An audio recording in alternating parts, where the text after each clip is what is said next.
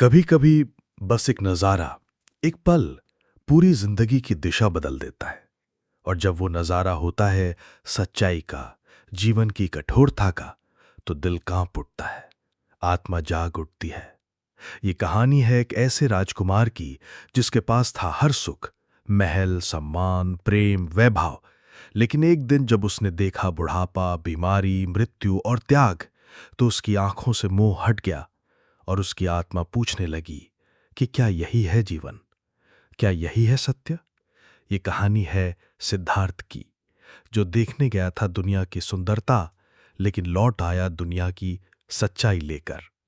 तो आइए, आज हम सुनते हैं वो क्षण जहां एक राजकुमार का हृदय बदल गया और वही बदलाव बना बुद्ध बनने की शुरुआत।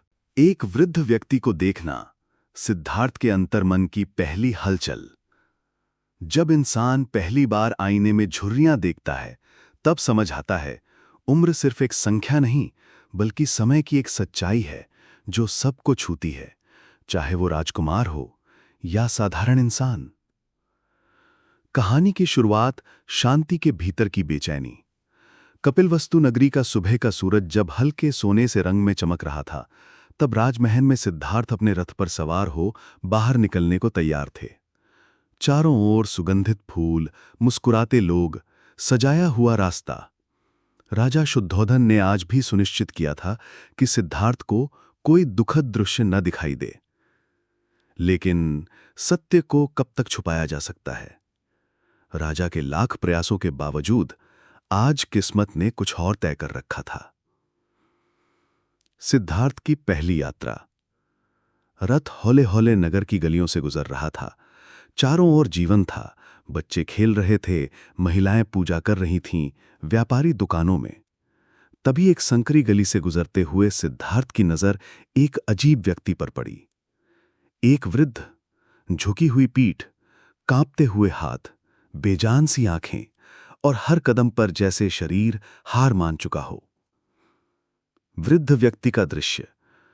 उस वृद्ध को देखकर सिद्धार्थ का दिल बैठने लगा। उन्होंने तुरंत सारथी छन्ना से पूछा, ये व्यक्ति ऐसा क्यों दिख रहा है? ये चल भी नहीं पा रहा। छन्ना ने सिर झुका लिया और जवाब दिया, राजकुमार, ये एक वृद्ध व्यक्ति है। ये बुढ़ापा है जो हर इंसान को आता है। जब समय बीतता है तो शरीर की ताकत घट जाती है, बाल सफेद हो जाते हैं, त्वचा झूल जाती है और जीवन की चमक फीकी पड़ जाती है। सिद्धार्थ का अचरज। सिद्धार्थ की आंखें जैसे जम गईं। उन्होंने धीरे से पूछा, क्या ये सब हर इंसान के साथ होता है? छन्ना बोला, हां महाराज, जो जन्मा है वह एक दिन बूढ़ा भी होगा, चाहे राजा हो चाहे रंक। बुढ़ापा सब पर आता है, ये जीवन का नियम है। अंदर उठता तूफान। सिद्धार्थ के भीतर कुछ टूटने लगा। अब तक उन्होंने केवल सौंदर्य देखा था, यौवन देखा था, जीवन का हर्ष देखा था, लेकिन यह दृश्य तो जैसे जिंदगी का चेहरा ही बदल गया। अगर सब कुछ मुरझा जाता है, तो फिर क्या सच में इस वैभव, इस रूप, इस शक्ति का कोई अर्थ है? उनका हृदय जैसे एक भारी पत्थर से दब गया। कभी कभी हम सोचते हैं कि जीवन हमेशा सुंदर रहेगा, लेकिन एक दिन जब हम देखते हैं किसी को पीड़ा में तड़पते हुए, तब एहसास होता है कि ये शरीर, ये जीवन कितना अस्थाई है। सिद्धार्थ के जीवन में भी ऐसा ही एक दिन आया जब उन्होंने पहली बार देखा बीमारी। कहानी शुरू होती है। राजमहल में शांति थी, लेकिन सिद्धार्थ के मन में अशांति। पहले वृद्ध व्यक्ति को देखने के बाद उनके भीतर सवालों का तूफान उठ चुका था। उनका हृदय कह रहा था, जाओ बाहर दुनिया को और देखो, शायद तुम्हें अपने प्रश्नों का उत्तर मिले। इस बार वे दोबारा रथ में निकले, उनके साथ वही सारथी छन्ना। बीच रास्ते में अजीब दृश्य। नगर के एक मोड़ पर भीड़ थी। कुछ लोग किसी को घेरे खड़े थे। रथ पास पहुंचा तो सिद्धार्थ ने देखा, एक मनुष्य माटी पर पड़ा कांक रहा है। उसका चेहरा पसीने से तर, आंखें लाल, सांसें तेज और शरीर बिल्कुल कमजोर। उसकी हालत देख सिद्धार्थ के चेहरे का रंग उड़ गया। उन्होंने सारथी से पूछा, ये व्यक्ति ऐसे क्यों है? इसका शरीर ऐसे क्यों कांप रहा है? छन्ना ने दुखी स्वर में कहा, राजकुमार, ये बीमार है। शरीर जब रोग से ग्रस्त होता है तो मनुष्य इस अवस्था में पहुंच जाता है। ये बुखार, दर्द और पीड़ा से लड़ रहा है। बीमारी की सच्चाई। सिद्धार्थ स्तब्ध थे। उन्होंने पूछा, क्या ये रोग किसी विशेष व्यक्ति को होता है या फिर सभी को हो सकता है? छन्ना बोला, महाराज, रोग का कोई भेदभाव नहीं। ये राजा को भी हो सकता है और गरीब को भी।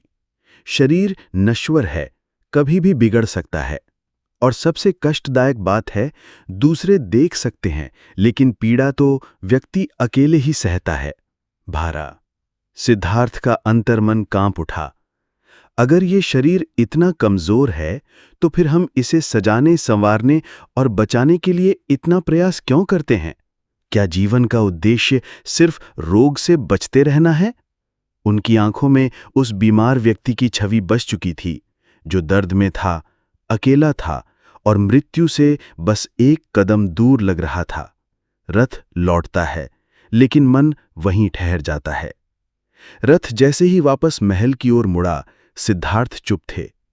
उन्होंने आकाश की ओर देखा, जैसे कोई उत्तर मांग रहे हों। उनके भीतर का वैराग्य गहराने लगा। शरीर से भागकर नहीं बचा जा सकता, लेकिन शायद पीड़ा को समझकर हम जीते हैं, हंसते हैं, सपने देखते हैं, पर कभी सोचते भी हैं क्या कि एक दिन सब खत्म हो जाएगा?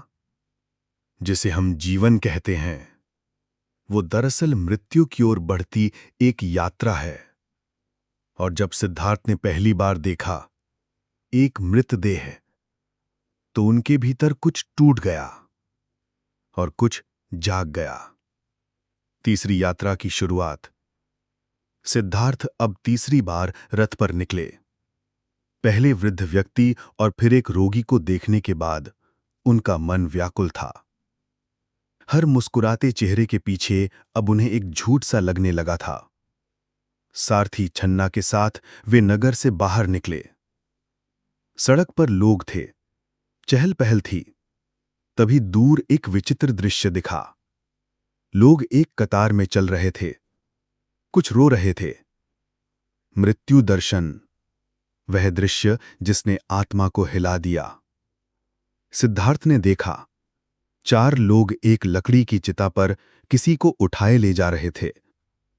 पीछे महिलाएं रो रही थीं, पुरुष चुपचाप सिर झुकाए चल रहे थे। सिद्धार्थ ने पूछा, ये लोग कहां जा रहे हैं और चिता पर क्या है? छन्ना ने धीमे स्वर में कहा, महाराज, वह एक मनुष्य की मृतदेह है।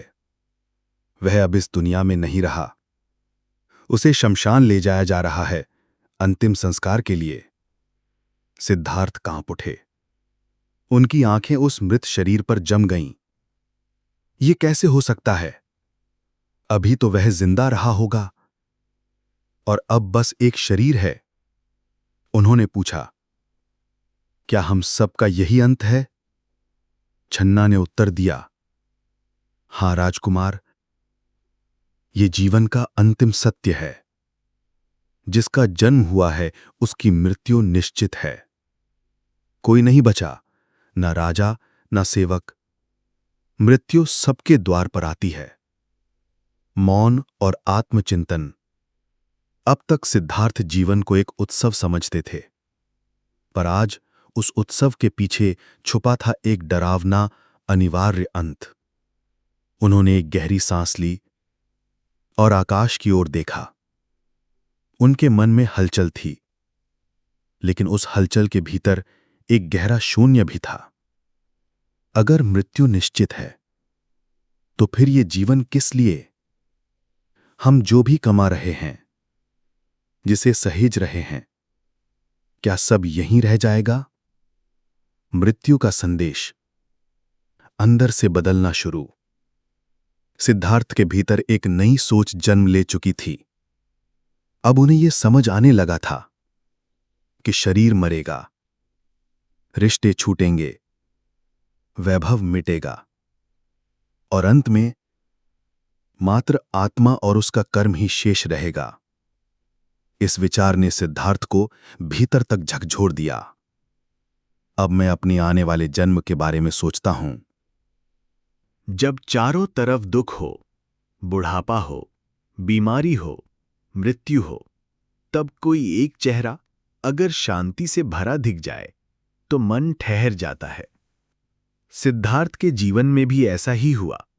जब उन्होंने पहली बार देखा एक शांत, स्थिर सन्यासी। सिद्धार्थ की चौथी यात्रा। बुढ़ापा, बीमारी और मृत्यु के दर्शन के बाद सिद्धार्थ अब भीतर से बदलने लगे थे। उनका मन बेचैन था, लेकिन अब वो उस बेचैनी में भी कोई उत्तर खोज रहे थे। रथ एक बार फिर नगर की गलियों से गुजरा। चारों ओर भीड़, शोर, व्यस्तता, लेकिन एक कोने में एक शांत चेहरा उनकी नजर थम गई। सन्यासी का दर्शन, शांति की मूर्ति।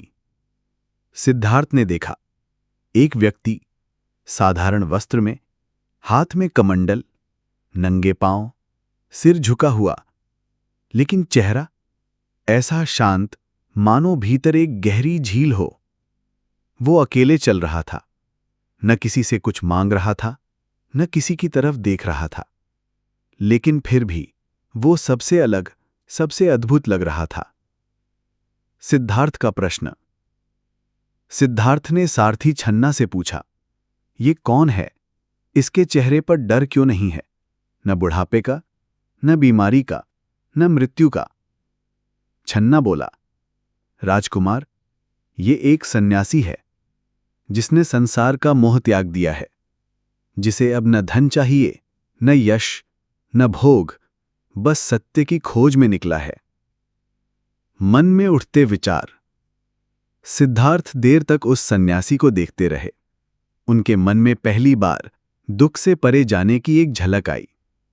क्या ये रास्ता मुझे भी शांति दे सकता है? क्या मोह से मुक्त होकर ही जीवन का असली अर्थ समझा जा सकता है?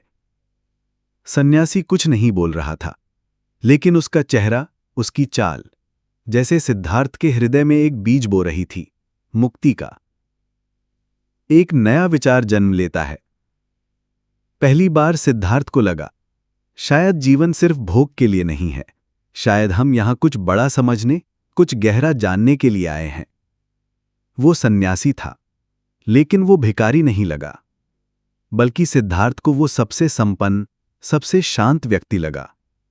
और उसी पल सिद्धार्थ ने सोच लिया, मैं भी उस मार्ग पर चलूंगा जहां न कोई बंधन हो, न कोई मोह, सिर्फ आत्मा और सत्य के बीच की यात्रा हो।